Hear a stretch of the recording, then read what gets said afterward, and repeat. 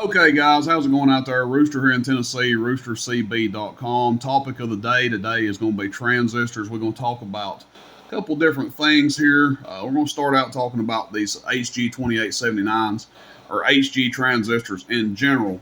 Now, before I get into this, everybody needs to know I'm not claiming to be the know all be all for transistors or an engineer or an amp builder or anything of that nature. But I will tell you guys, a lot of times in this hobby, there is a lack of basic knowledge, and that's what I'm going to offer you is a little basic knowledge and just some FYI type stuff here in this video. Generally, this stuff is spawned by some sort of back and forth with a customer or someone else, and it's easier to get through to somebody when you explain it through a video than you can arguing back and forth with them in a message. This one, no different. The main topic being the gain or HFE numbers that's labeled on these HG transistors in particular. Customer bought a couple off of me from eBay and put in the note. I should have known it was going to be an issue because what he put in the note. But anyway, put in the note that he wanted them matched and that if the transaction went well, that he promised to buy a large amount in the future or large quantity in the future. Okay, normally when someone says that, they're filling you full of crap. They're not. They're just saying that to try to woo you to give them the best treatment possible. And I treat all customers the same. Whether you spend $20,000 with me a year, which some people do, or whether you spend $200 with me, you get the same treatment, okay? So, whatever. I took that as a grain of salt. Match the transistors just like I would anybody else. And that's the way I sell them. I sell the transistors matched by the number that HG puts on them. Now, to go further into that, it has been stated by the company that makes these transistors that you can take this number that's on here on the top right. For example, this one is a 69? You can be 10 digits on either side of that number, and the transistors will work in harmony together. That's not a Rooster Radio Connection opinion. That is directly from HG, and that can be confirmed. If you want to call Tony at ICA and ask him, he'll tell you the same thing, okay? And he buys more transistors than anybody in the country. I guarantee it. So let's get that out of the way to begin with. So when people get hung up about the number on these transistors, okay, I could literally sell you one that has a 69 on it and one that has a 71 and one that has a 68, and they're going to run together. But that's not the way I sell transistors. I always match them by the number on the HG. Now, where this gentleman's problem came in is he's probably not just a jerk looking for trouble. He's just misinformed, and that's what I responded to him, that he is misinformed. Why do I say he's misinformed? Okay, the company that makes these transistors, guys, they don't sit there with the little $100, $150 Atlas and test them for the HFE numbers. The device, the equipment that they use to rate their transistors is several thousands of dollars. Okay, you can buy these on Amazon, okay? I have one. It's a neat little device to have. It is not going to give you the same number as what they rate these transistors. Now, I don't know the exact machine or equipment that they use. I'm not going to sit here and lie and make up a story that I do, but I can assure you that these transistors are not rated with one of these. It's going to be a several $1,000 machine or machines that they're using to do this. They don't have a, millions of dollar transistor industry, and they're relying on a $100, $150 Atlas.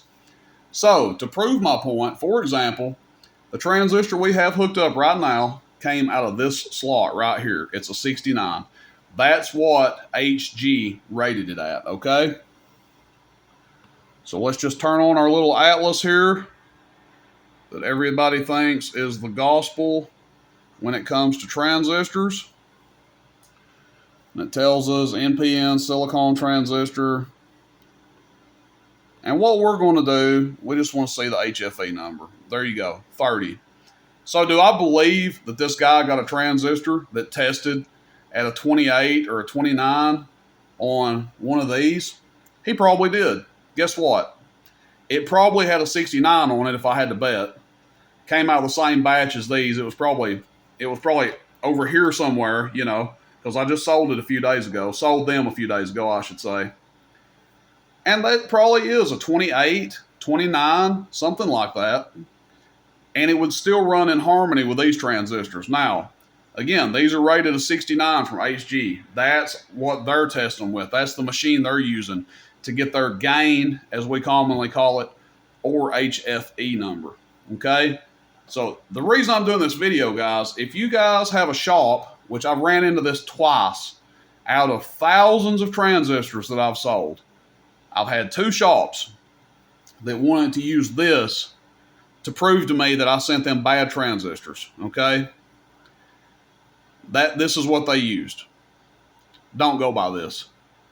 And anybody that's out there building amps or that's buying these transistors in bulk, they're going to tell you the same thing, okay? Because you're never going to get one of these to read the same as what's on this transistor. I don't care if you buy 1,000,000 HGs. I would be willing to bet you that you don't get a single one that reads the exact same here as what it does here. Now, moving on. Tested some Toshibas the other day on this little handy device, okay? They tested good. One of them had a gain in the 50s, or a HFE in the 50s. And one of them had, I think their HFEs were in the high 20s. Okay, they tested good. I don't like dealing in used Toshiba transistors for this very reason. Because they can test with a good HFE and they can still not last very long. So my recommendation to people that have these large Toshiba amps, I would tread very lightly and consider selling the Toshibas while they're worth some money and putting something in there that you can buy and replace every day. That's a little off topic from what we're talking about, but that's my take on Toshiba amps anyway. I sell them when I get them in. I mean, I think I sold a 4-pill the other day for $400. I probably had $300 in that amp. And I generally sell Toshiba amps for $100 a transistor, okay? Because anything can happen. If you blow one, you're going to be up the creek trying to find a replacement.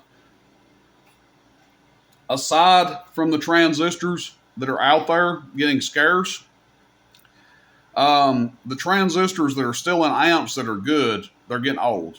And as they get older, and as they've been hot and cooled down several times, guess what happens to them? The caps come off of them, okay? And it's partially just an age thing. A lot of these transistors are getting old, and where they've been hot, the glue's not holding anymore. And some of it is they've been over-volted.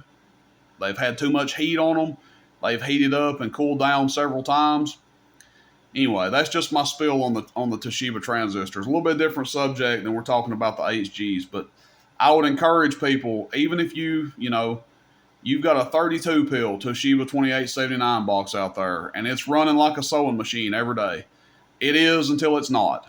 Okay, I've got a local friend of mine that's pretty disgusted with a 16-pill that he's got. He's thrown money at it. He's bought transistors, used transistors, trying to patch it up, trying to get it running. It'll run for a week or two, and then it'll blow a couple of transistors. And he's buying, used transistors for $60 to $100 a piece, and just keeps on going. Just keeps going through the same cycle. So I would recommend, a 4-pill, that's one thing. 4-pill Toshiba amp, whatever. 2-pill. But you start getting up to 8s, 16s, 24s, 32s, and there's even like some 64s and 48s out there.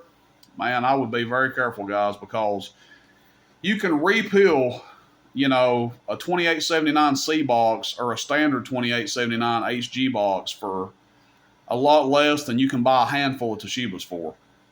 All right, so there it is, everybody. Just to summarize, the numbers on these transistors, they're never going to match an Atlas. Okay, like I said, I would almost be willing to bet that you could buy 1,000,000 HGs and they're not ever going to match up. The HFE numbers that they determine at HG versus what what it finds out on this little device, they're always going to be different. All right. I hope this video helps, and hope that enlighten some folks out there. Again, not the regional expert, engineer, or anything like that. It's just basic knowledge. And a lot of times, basic knowledge is all you need. All right, thanks, everybody. Rooster and 10, roostercb.com. See you, bye.